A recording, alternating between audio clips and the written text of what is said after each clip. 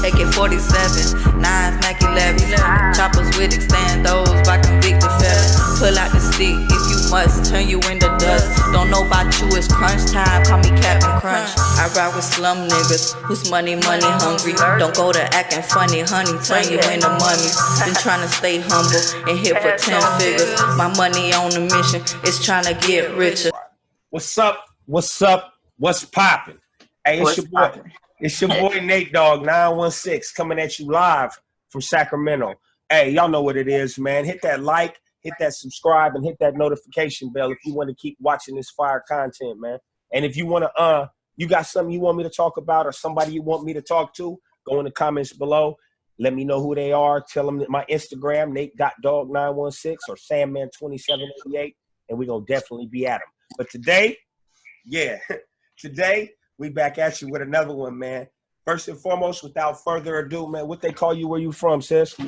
What's good? My name is Whyte Giirl. For those who don't know me, they call me Whyte Giirl, and my family call me White. So I'm from Miami, Florida, 305 all day. Yes, I was born in Cuba, raised in Alapata. Oh, yeah. Thank you very much, first of all, for coming on my show with me. I know you guys been doing y'all thing, you and Mr. King Shine out there. Y'all making noise out there in Miami. First of all, salute King Shine. We'll be having the brother soon. But, yeah, welcome to the show. First of all, what was it like for White coming up in Miami, man? Tell us about your childhood. Well, this going to be my first time sharing. Yes. My childhood experience, my life story. There's been a lot of people commenting on my channels, on my videos, in my Instagram. For those who don't know me, you can follow me at all white no cap, all underscore through every letter. Every word. Hey, I'm gonna share it because some people are getting it misunderstood. Yes. You know, they think that my name is all white no cap, so it should let you know I got no cap in me. But I guess sometimes it means the opposite. So right. I'm gonna clarify. You know, I came when I was 4 years old in 1995. The year before El Mariel. Those are Cubans, Hispanic people know what El Mariel is in 94. It was when everyone who came from Cuba in 94 was being looked for and searched for to be sent back. I came the year after that hot year. My mom decided to just leave my family behind, and she decided to just say, hey, you know, nobody wants to come with me. Nobody wants to take the trip up the road. Nobody wants to get on the boat and leave. So I'm going to just get my baby girl and I'm going to leave. Right. So that's exactly what happened. She got on the boat with me. We left with, it was like a small group of like 10, 15 people. Nobody knew anybody. It was just me and my mom. That's all I had. So from that day, my life changed. We made it to the United States. We touched the dry land. They couldn't fuck with us. So my mom ended up going, we ended up going to Guantanamo Bay. Right. For those who know it, is where you go if you're immigration. So we went there. We was there for like the 90 days, 60 days. Then we got released. When we got released, we had nowhere to go. My mom didn't know English. I didn't know English. My mom had no job. She had no way of survival because in the United States, it's really different from my country. So in Cuba, people are not creative. There's a lot of creativity going on over here. You basically can make it over here doing anything. You just got to put your all to it. Okay, let me interrupt you real quick. I'm sorry. You said when you guys touched dry land, you guys touched dry land in America? Yeah, and I think it was even Key Biscayne Beach. We came through. Okay, in Florida. Okay, because you said you guys went to Guantanamo Bay. That's not in Cuba? Guantanamo Bay is in Cuba, yeah. But then they catch you here. Oh, okay. So when you get caught, you go there. Okay, yeah. I just want to clear that up for the viewers because I know they're gonna ask. When we was in the water, they already knew it was heavy. Okay. But they can't mess with you when you reach a certain thing. They gotta wait till you get off, touch land. Okay. You know, confiscate you, take you where they're gonna put you, and then go through the process. So then they lock you up at Gitmo and then send you back. Okay, I got you. All right. I'm learning There's some people that they don't get locked up though. Right. There have been people that touch land and the feds ain't up on them or whatever they got going on. Okay. So I went through that. All right. So my mom had to start learning a way, with that being said, how to survive. My mom got into credit card theft. Okay. She got into credit card fraud, identity theft, I'm going to speak on everything. I don't care. Everything's past tense. My mom already did her time for it. You know, I've already done my time for my crime. So now I can talk about everything freely. Yes, so ma'am. people can really know what's up. Okay. And this video and this interview, I want people to know that I'm just speaking on me.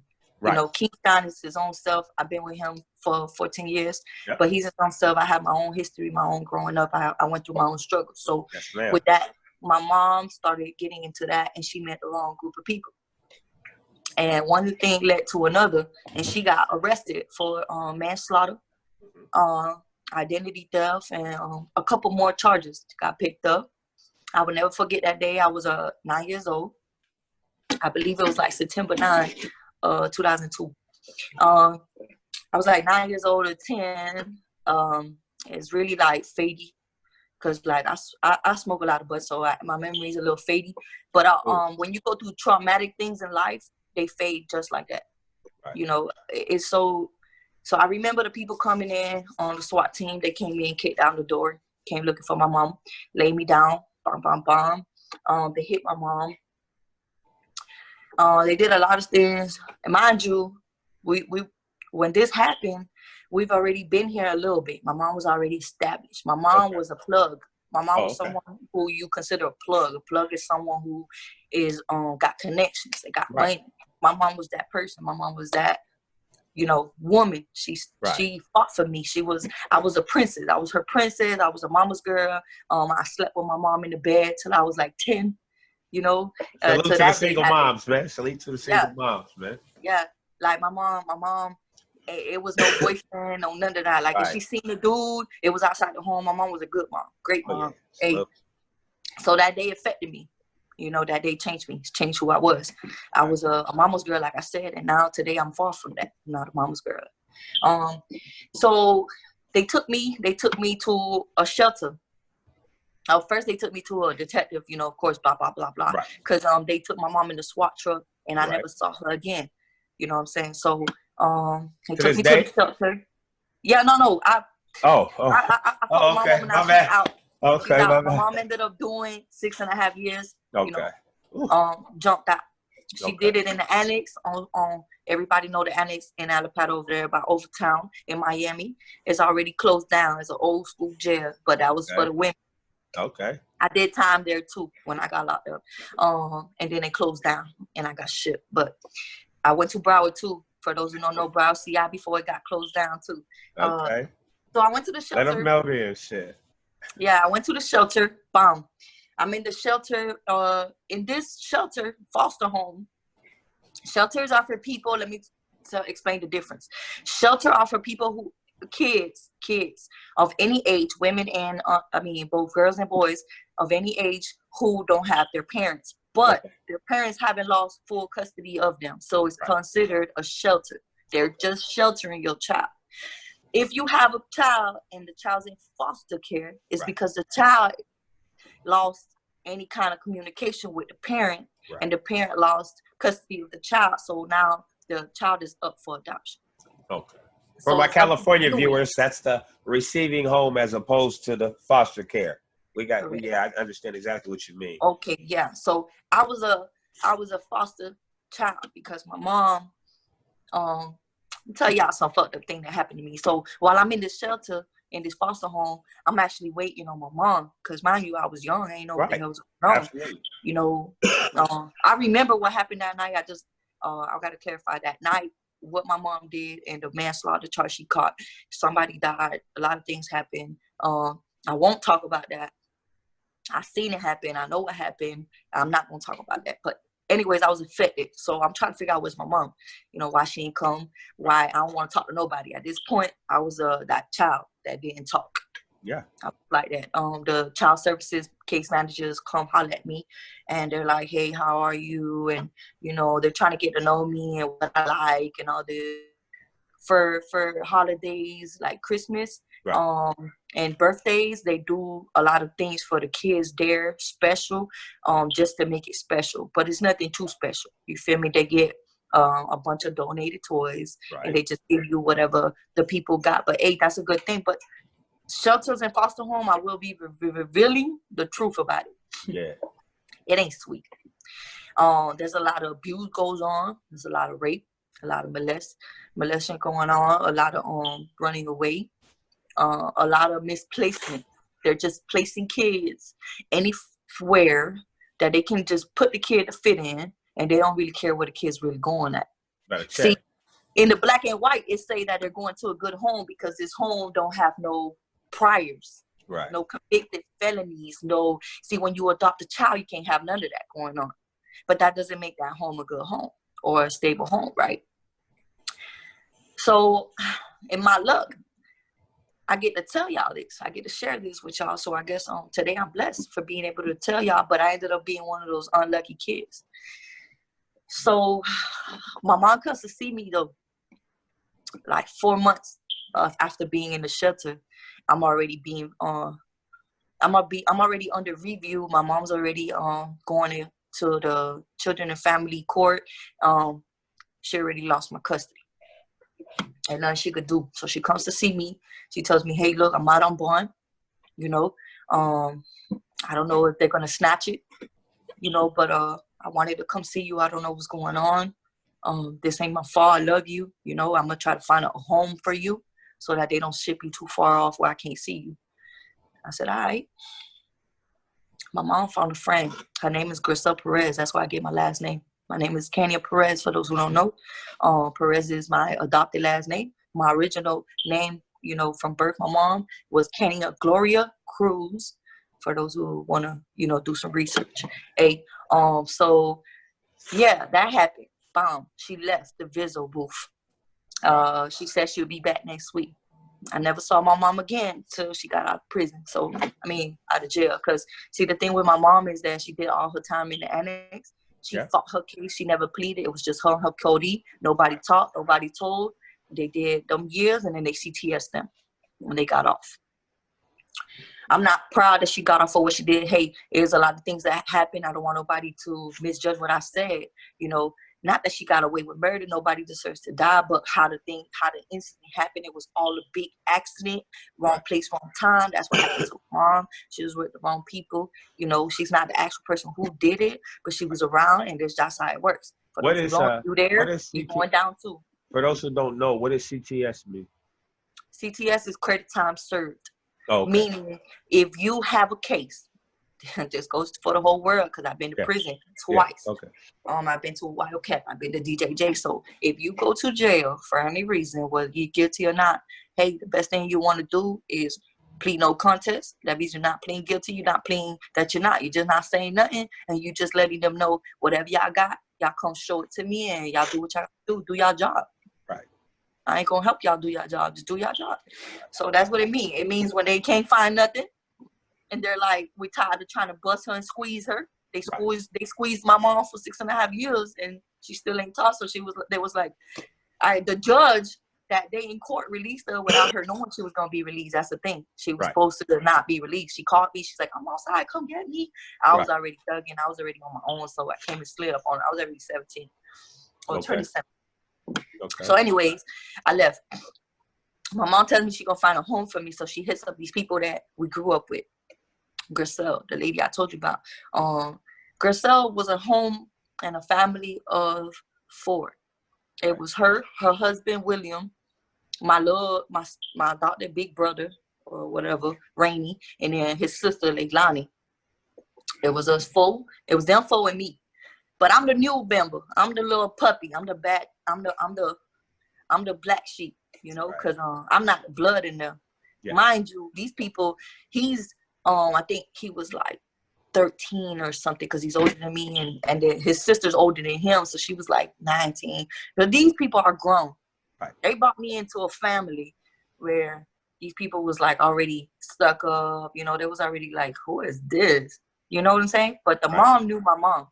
Right. So she did my mom a favor. I just want y'all to tune in because I want y'all to realize what a favor turned out to be. Okay, so she did my mom the favor of adopting me. She went through the court process. She adopted me. When you're getting adopted, you'll get picked up every week out of the foster homes, and so you can go spend time with the family who wants to make you their child. So, to acclimate you into that family. Yeah, it don't work like that. Like you just go to court and snatch it. Okay. The child has to be okay with it. A lot of things have to be okay. Okay. With it. So, anyways, I ain't even like I wasn't feeling it from the jump because I was a loner. I was a kind of girl who I was a mama's girl. So when I lost my mom, I ain't care about nothing. You know, she was all I knew. So I ain't want no friends. I got close to this group of girls that was in there with me, Yaneli, Yadira. Those were the two biggest oldest sisters. It was 6 of them with the Y. It was 6 brothers and sisters with the Y, and they all got split up. First, my friends lost the smaller siblings because the smaller siblings, they leave quicker than the older siblings or older childs. The people rather have a smaller child added to their home than an older child that's probably stuck in their ways or kind of going through it. So people kind of like run away from it. Right. So anyway, I went to this house. Bum. When I get here, I haven't seen my mom. I don't talk to her, all this shit. But at least my mom can write me through mail, and she knew where I was at. So when she get ready, the day that she get ready to get out, she'll know where to find me. Right. That was the whole point of this. So I'm living my life with these people. I'm going to Jose Marti Middle School. Okay. I'm going to Skyway Elementary. But this is where it all started.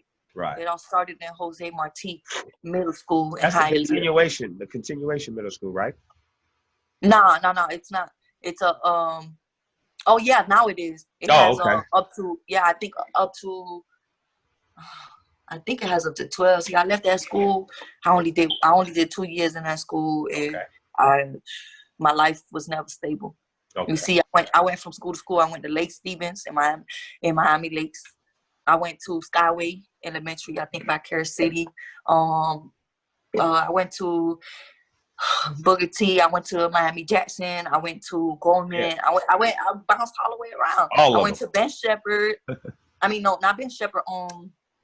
What's that shit called? Lincoln Marti is very famous. It's very famous in Havana and Alpata. I went there my young years. So anyways, when I get to middle school, I'm thugging out because now in the home that I'm in, I'm going to reveal this to y'all.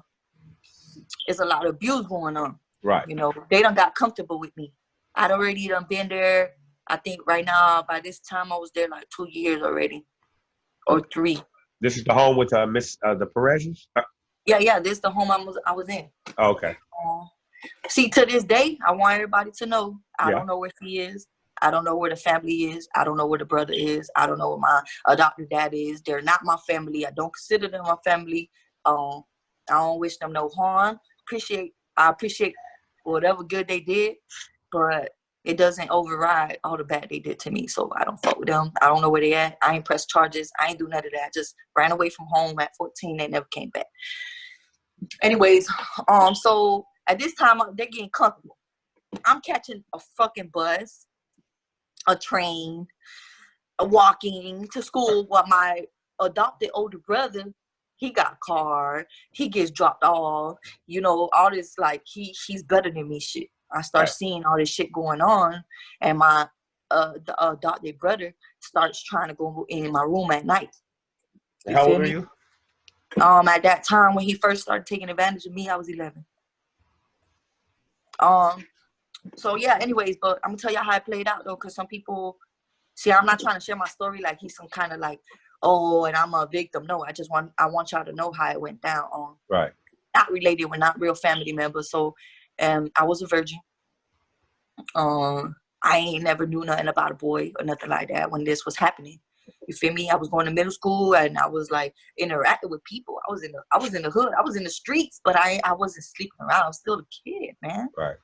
So this dude started making me like finessing me into like trying to sleep with me a lot. Coming into my room saying that we're not real brothers and sisters, all this shit that he was doing, sick shit. So it got to the point where to be able to play his video games, to be able to have clothes to wear to school, shoes, because he used to he was nice to me, but in a dirty way. You feel me? He was always the good one to me, but it was because of what he was doing to me. You feel me? It was all for I could use his toys, so I could use his PlayStation, so I could use, his shit so that he can cover up for me. So it was to have somebody on my team in the home. So I never said nothing. So I started pissing my bed. And cause like at night I locked my door, and then my stepmom will get mad because I did that, and she'll go in there with me because she think that I'm doing something wrong, and that's why I'm locking my door. But I was starting to lock my door for my stepbrother because he was starting to get in my fucking room, man, and touch on me, and I ain't want it to happen no more. It was a point that I reached that I ain't want it. Like, I wasn't okay with it no more. I didn't care what the fuck. I'd rather not have shit. I didn't like it. So I ain't talk to nobody about it. I ain't have no communication with my mom but through mail, and she had access to that. So I couldn't really say much. I couldn't fucking reach out to her. She took me to see my mom in person one time, and I was already going through all of this shit. My mom already knew when I went to see her in the annex that one time. She looked at me. She's like, "You all right, baby? Like, what's wrong with you? Like, you could talk to me. Tell me right now. I don't care what the fuck's wrong with you. Tell me." And then I was like, "No, nothing, because the lady right there, I ain't finna tell you that." And then I get home, and I gotta run away again, and I get beat by my stepdad, and I get all this shit happening, bullying in the house. His older sister used to bully me a lot. I was ugly. I'm this. I'm that. And I was trashy and dirty. Like, she used to tell me all that thing because she had mom and dad. So mom and dad bought her everything. She was real spoiled and shit. Anyway, so at that time I was a tomboy. Like I said, I used to wear my adopted brother's shit. So you always catch me in some basketball shorts, a tank top, and his sneakers. You feel me? I had only one pair of sneakers. Everybody who knew me from back in the day know I had one pair of shoes, and they were my pink and white little Forces, and they were ran through, but it was my favorite. And them shoes went with me everywhere. Anyway, so that was happening, and I got tired. So I go to school, and my adopted brother's friends started making fun of me. You feel me? Because they started making fun of me because I'm not allowing him anymore to do what he was doing to me. And I said, "Hey, bro, you taking advantage of me, bro. You dirty for this shit." Like, I used to be like, "What are you doing? I'm your sister. You're not my fucking sister. You nobody. You're not my fucking sister." You feel me? That's the shit I used to say. "You're not my sister. Don't say that." It's like he used to get mad at his own sickness. You get it? But I was really still his sister, no matter how you put it. I'm still a child. I was in his family. His mom was my mom. What the fuck are you doing, bruh? So anyway, the abuse didn't stop there. I'm already boiling up at this point. I'm already like, I'm already running away. You feel me? I'm already bucking school. I'm already hanging out with older guys. I'm already hanging out with older chicks. So now I'm already looking for a place to stay. So that's what I was doing. Hold it. So just so people are clear, right? Because I think I'm clear. I just want to make sure that the viewers are clear. At this point, whether you letting him for whatever reason you letting him, he's fully violating you at this time when you make him stop. Yeah. Now he's violating me. Now he's going in my room. What I'm saying is, so they know, right? So what I'm saying is, so they know, he's forcing intercourse upon you at this point. Yeah, not no more intercourse, no. But there was a point when he was doing that. Whether you agree. That's when he took my virginity. See, I'm open about that. I don't care. Okay. I just don't want to work. I used to heard about it, but not no more. But he took my virginity. How it happened was he used to talk me into his room, but before he started taking advantage of me, he got me real comfortable around him. Right. To where like I can hang out all night in his room playing. I was the happiest kid because I actually had somebody, stand up for me. Right. I get it. Okay. I just want to make sure I was clear. Yeah. So you're going to school, you're starting to boil. What? You're going to school now, everything's starting to boil. His friends are making fun of you because you stopped. Yeah. Because what he's doing now, he's getting his friends to make fun of me so I could feel some kind of way and I could just give in to his shit. Okay. At home though. We're in school. He doesn't tell his friends what he do to me. I don't tell nobody because I'm too ashamed. You feel me? At that point, I felt dirty. I felt like I've been letting him do it. And it was all because I wanted some kind of approval, some kind of like somebody to fuck me, somebody to talk to. You feel me? So he took advantage of me. When I noticed that that was happening, I wasn't letting it happen no more. And my life went downhill. Now we go to family members' house, his family members, cousins and them, and now his cousins trying to sleep with me too and take advantage of me, and they're calling me whole, and they're doing all these things because I don't know what he done told them. You see what I'm saying? So I'm going through all this humiliation. So I'm ready to peel. I'm ready to go. So now at this point I'm fed up. Okay. So I ran away. I ran away one time. Right. So I leave. I packed. I was getting ready to pack my stuff. I didn't have too much things. You feel me? I probably had like a book bag, but I was for sure. If I ain't had no time, I was willing to leave with nothing. Right. Cause I ain't had shit, so I ain't give a fuck. Right. I was ready to leave the door with the phone, the Sprint phone that they had for me that had minutes on it. Back in the days, it was a little flip phone and it had minutes. And it's like if I open the text, it charged. Or I could read it without opening it, but if I open it and reply, it charges and all this shit. So they used to control me. I had a phone just so that she knows where I'm at because they got to check for me every month. You feel me? And something happens to me, that's an ass. That's my adopted mom's ass. So she washed the ass by giving me a phone so that when I take the bus all fucking day and I'm walking all day from Karis City, where we were living at in East Hialeah in front of the USA Flea Market, all the way to Jose Marti. That's West Hialeah. That's what I'm doing every day to school and back. I'm waking up extra early. I'm just a child, man. So I'm fed up, man. Like, fuck this shit. Fuck being good. Fuck being young. I don't care about what nobody says. So I ran away that day, but let me tell you how it happened. I was getting ready to leave, right? And I had these shorts on. I had some fucking shorts that I got from one of my friends, Yvette. I'll never forget her. I lost contact with her, but my friend Yvette was a Nicaraguan girl that I got real close with. She lived in front of the school in the buildings in front of McDonald's at West Hialeah. So then she took me in and I was staying in her house, but her mom used to be like, where's her parents? Like, why her parents don't call? She was fishy. Cause I used to like leave home and not go back and then go back and get whooped and shit. Right. But I never ran away. I was just over the shit.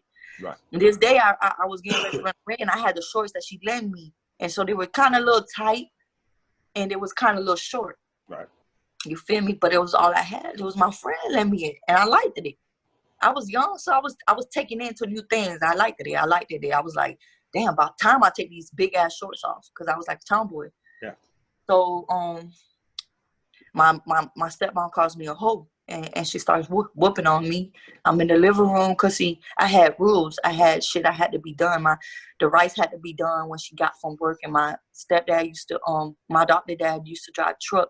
So, and then my brother didn't have to do shit, and my sister was a slut. My adopted sister was a slut. She'd just be in the street all day, hanging around, doing the fuck thing at home. So, cleaning, cooking, washing, everything was up to me. Beds had to be made. It was like Cinderella, dog. She came through the door, and she see the fucking flooring made, and she's hitting me. No questions asked. She don't give a fuck about nothing. He gonna whoop my ass. That shit ain't done. You feel me? So, anyways, nothing was done because I was gonna leave, and so she see me with the shorts. I was in the kitchen. I was gonna at least try to make the rice to play it off and then leave. And so she starts hitting me, and my stepdad, he used to stand up for me. He always was the one that, he was real quiet though, but he used to always stand up for me without standing up to the point where his woman argued with him about it. Right. He'd just be like, stop being like that with the girl, or no, don't do that. Or don't be like that, because he peeped how extreme and fuck how many responsibilities I had and how to the extreme this shit was going. Right. So he came and he was like, oh, he was like, don't do her like that. No, she's just a hoe. So she's pushing me around, beating on me. So he's trying to get into between it. So I run to my room and I shut the door. You feel me? And I'll never forget. I had a pink lamp on my nightstand that I've been tucking with from the foster home. I had a little pink nightstand because I couldn't go to sleep with the light off. So then I had a little pink lamp and I broke it. I busted. They're outside the door. They're trying to get in, but I have the door locked. They're not kicking it in or nothing. They're just like, open the fucking door. I'm telling you right now, open the door, or you already know what's going to happen. I don't give a fuck, bro. Y'all been whooping me, and ain't nothing y'all can do to scare me at this point. Right. So I break the lamp and I slice myself. I still have the scar right here. You feel me? I have a big ass scar under my tattoo. My whole skin slip open. I'm gushing blood. But I used to cut. So that day I went a little bit over extreme because like I was just like, that was my rock bottom. I was like, I was fed up. So I was usually a cutter. I used to cut on my thighs, and I have cuts everywhere. But so I did that, and so they kicked the door in. My stepdad, and when he kicks the door in, she gets ready to come hit me, and I pushed that bitch. I pushed that bitch off of me. The first time I ever touched her back, I just pushed her off of me. I said, I ain't doing this shit no more. I ran out the fucking door, all my speed, no phone, no nothing, just ran out the door. Nobody thought I was gonna run out the door, so you feel me? I was able to run the fuck out. I ran out the door. I run fast as fuck because I used to be in track. I used to be a runner in Skyway. So if I'm running fast as fuck, dog, I run down the block, and like a block down, there's this old lady that used to live in a corner house. And it was like bushy, creepy, like one of those creepy kind of houses that you could just duck off in. So I go and I duck off. I'm in the porch. I'm just scared. Now I'm crying. I don't know what I'm going to do, who I'm going to call, where I'm going to go. I don't got no phone, no money, no clothes, but I ain't going back. That's what I said, right? So, the lady comes outside the fucking door, man. This lady comes outside the door and she sees me outside her footsteps. And she tells me, hey, you okay? Like, what you doing here? Oh, old lady in Spanish, though. Everything she was saying was in Spanish. Telling me, ¿qué tú haces aquí? You okay? You know what you're doing here? You need help? Want some water? You okay? Get up. She seen I was hysterical and I was shaking and scared as fuck in the corner. I didn't really know what to do. So he goes inside the house to get the water for me. You feel me? I was so grateful, bro. I was so thirsty. But this bitch went to go call the cops. So she ain't come back out with the water. While I'm waiting on the water there, the cops pull up in front of her house. So the cops come up to me and they're like, what are you doing here? Where do you live? This is not there. I don't want to know what the fuck going on. So I'm like, nah, I ain't going back. I ain't saying shit. I'm not saying nothing, though. I never said nothing to nobody about what's going on to now that I'm sharing my story. So I'm like, nah, I just ain't going back. I'm tired. I guess they could see that I'm panicking. Like, man, she must be going through some shit. So they put me in a cop car in the back, and they asked me to tell them where I live. I just pointed because I lived just literally on the block in front. The lady lived in a corner house. I lived in the block right in front, in the middle of the block. So I'm like, I live in that house right there. And they're like, oh, what's going on? Take me to the house. I'm going to talk to your parents. I'm like, that ain't my fucking parents. I'm adopted. So they're like, give me a second. So they close the door. Fucking cops are ignorant, bro. I can hear them talking. I'm in the fucking car, but I can hear them talking. They're like, oh, she's adopted. So she says that her foster parents live right there. We're going to take her to the house. I think something's wrong with her. Going to talk to the parents first, and then we'll have to take it from there. So I'm in the backseat. I'm like, they getting ready to take my ass back over there. Fuck. I'm going down. I just was thinking about the whooping I was going to get. You feel me? So, my life became sad, bro. All I cared about was the whoopings. Yeah. Get beat down. So, now I'm like, fuck. So we pull up in front of the house. She's outside, hysterical, fake crying. Oh my God, you're going to do this to me. Oh. And my stepdad there just standing there, like, shaking his head, like, why you did that to her. All this fucking victim shit. I'm like, I'm looking at them. I'm in the car now. I don't want to get off now. Cops open the door. They're like, oh, they say you ran away.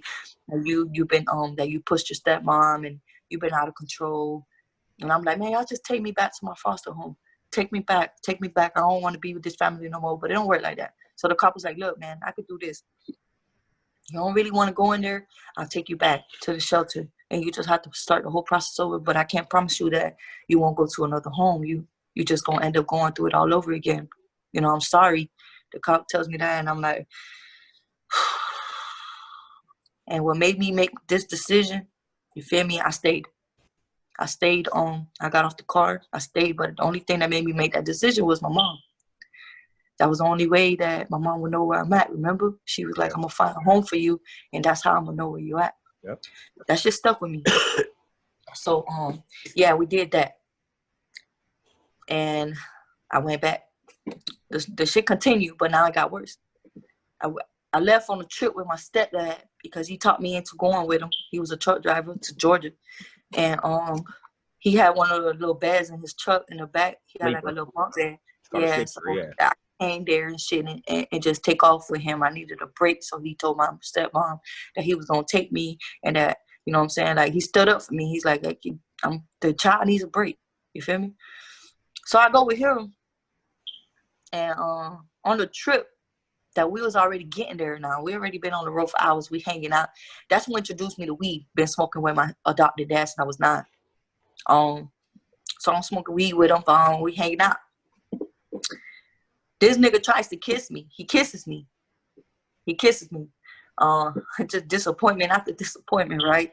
Just when I thought that somebody else cared. So now I'm like, I'm in the truck, and he tells me give me a kiss, but like how he always like that, give Papa a kiss, like give Daddy a kiss. So I go to give him a kiss, and he turns his head, and I kiss him on his lips. And so now I feel gross, I was like my reaction, my face, because it caught me off guard. I never thought that from him. Right. I was not expecting that after all the shit I was going through, that he's gonna pull that bullshit on me. So when he seen that I rejected it, like I was like, what the fuck? He was like, oh, perdón, like I'm sorry, my bad. But I already seen past that. I'm like, oh, nah. This motherfucker think he gonna take advantage of me too. He got me fucked up. That's what I'm thinking. Mm-hmm. Uncut and raw. That's what I'm thinking. I'm gonna kill this nigga. You feel me? Right here in this bus, and he ain't gonna know it. It's in this truck. So, we left. We go back home. The whole ride was quiet, awkward. I no longer want to talk. He knows something's wrong with me. Right. I get back home. I run away. I left the house. I got tired of, you feel me? Got tired of the abuse. It got to a point where when I go, like I said, to family members' house, they was trying to sleep with me too. His cousin Lobo, and which was his oldest cousin, and Yasser, which was Lobo's little brother, which was his age at the time. They all used to make fun of me, take advantage of me, push me around, bully me. They'll play, they didn't want me to play. They'll play tag, hide and seek outside. They didn't want me to play. As we grew up, they just fucking fed me up with the bullshit. Right. I knew I was no longer welcome, so I ran away.